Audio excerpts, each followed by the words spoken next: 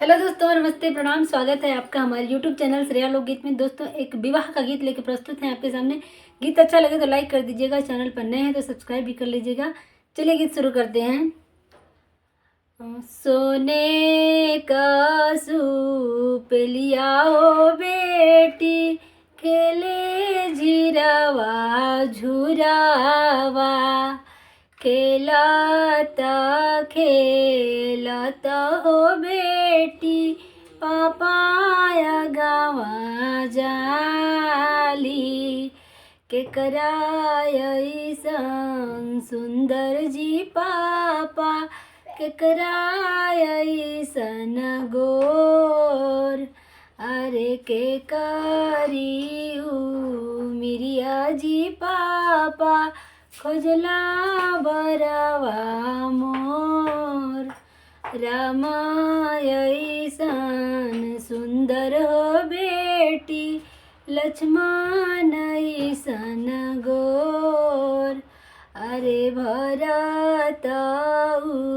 मिरिया हो बेटी, खोजली बरवा तोर,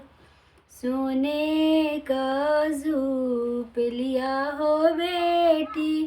खेले जिरवा झूर, खेलता खेलता हो बेटी, चाचा गावा जाली, केकरा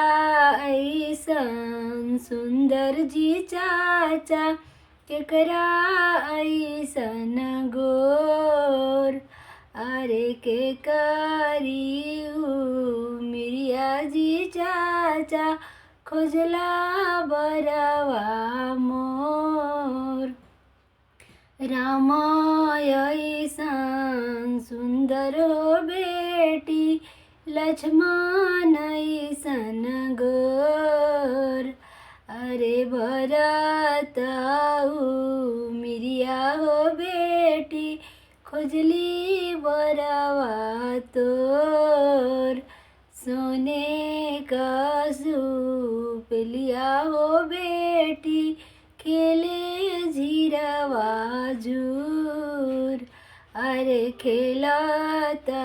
खेलता हो बेटी, भैया गावा जाली, केकरा ऐसन सुंदर जी भैया, केकरा ऐसन गोर, अरे के करी मिरिया जी भैया, खोजला बरवा मोर, रामाय सन सुंदर हो बहिनी, लक्ष्मण सन गोर, अरे भरत मिरिया हो बहिनी, खुजली बरवा तो